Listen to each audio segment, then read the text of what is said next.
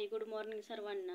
तर बघा, काल जो व्हिडिओ टाकलेला होता ना मी, तर त्याच्यामध्ये मी तुम्हाला सांगितलं होतं की रिपोर्ट आल्याशिवाय तर काही कळणार नाही नेमकं काय झालेलं आहे. तर जे व्हायचं होतं शेवटी तेच झालं, ज्याची भीती होती तेच झालं. तर फायनली त्यांनी पुन्हा ऑपरेशनच सांगितलेलं आहे. तर मागच्या वर्षी पण आहे ना 1,20,000ला ऑपरेशन दिलेलं होतं. तर तसंच ऑपरेशन म्हणजे तोच हात मोडलेला आहे आणि पुन्हा जो पाय मोडलेला होता ना, तर आता डायरेक्ट म्हणजे मांडीच मोडलेली आहे. तर त्याच्यामध्ये मग त्यांनी सांगितलेलं आहे म्हणजे यावेळेस पण त्यांनी 1,10,000 रुपये खर्च सांगितला आहे.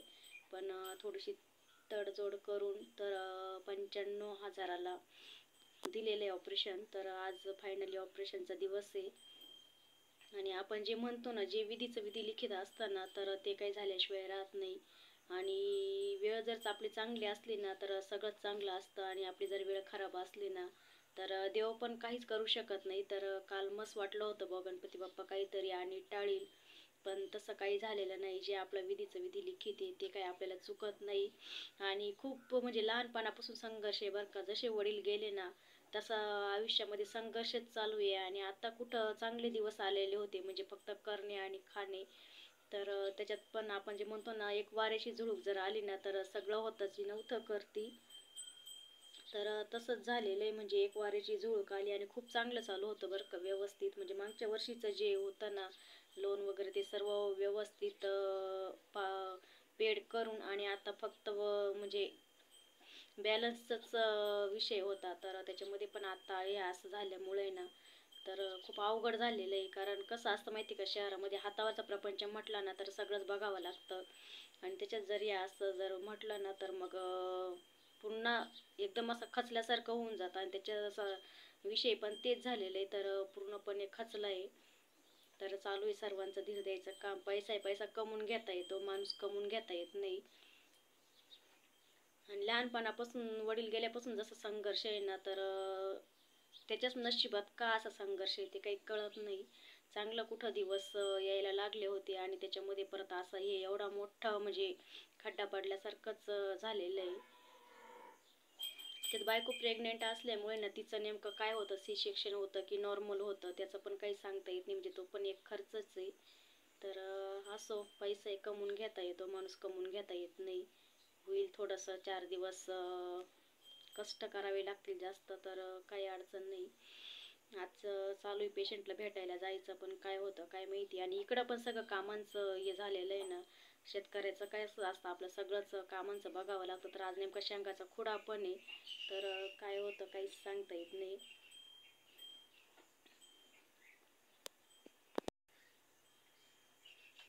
आणि कालच्या व्हिडिओला ना खूप छान छान कमेंट टाकलेले आहे बरं का. भारतीताईंनी टाकलेली, सविताताईंनी टाकलेली आहे. आणि आपला हिरवा निसर्ग मायाताईनं तर डायरेक्ट फोनवरच चौकशी केलेली पेशंटची.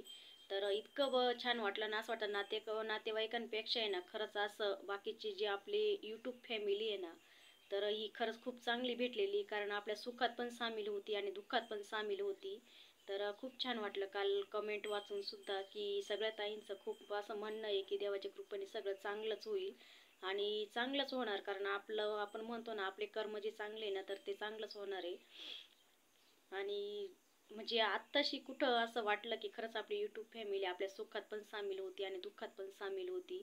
तर असा सपोर्ट तुमचा कायम राहू द्या. आणि प्रत्येक गोष्ट मी तुमच्याशी शेअर करते, सुख शेअर करते, दुःख शेअर करते. तर दोन्ही पण, सुखात पण साथ द्या, दुःखात पण साथ द्या. असंच काय सपोर्ट कायम राहू द्या.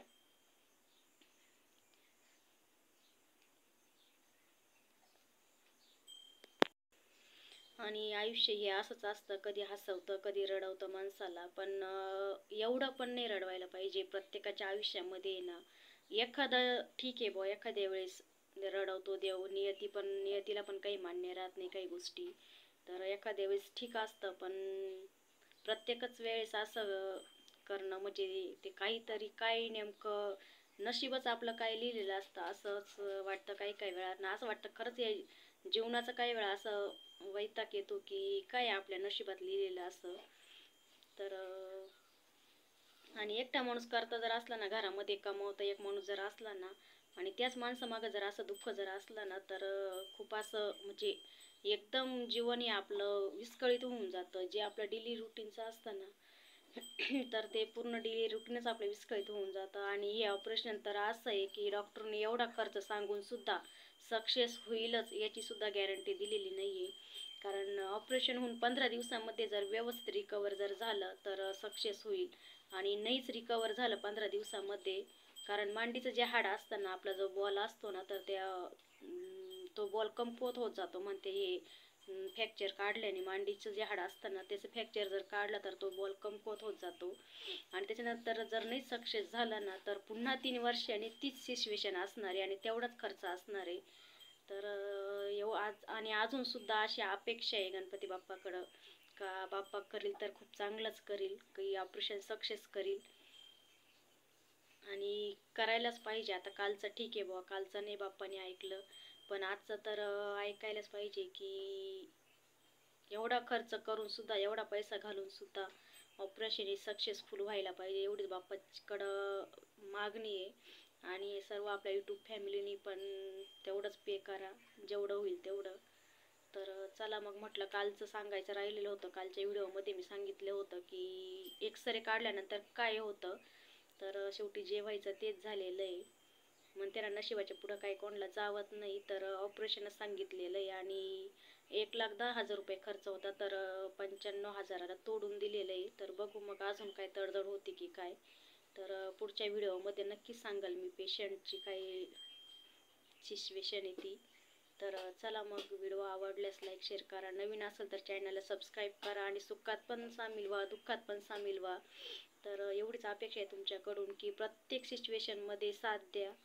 चला तर मग, भेटू उद्याच्या व्हिडिओमध्ये.